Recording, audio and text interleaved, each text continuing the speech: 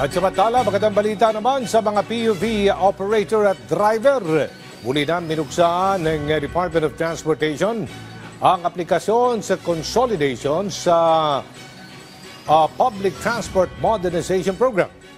Ito ay sa bisa ng Department Order Number 2025-009 na nilagdaan ni Transportation Secretary Vince Dizon.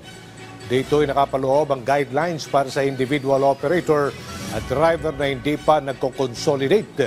Matatanda ang una nang iginit ni Dizon na re-resolbahin ang mga issue hinggil sa naturang programa.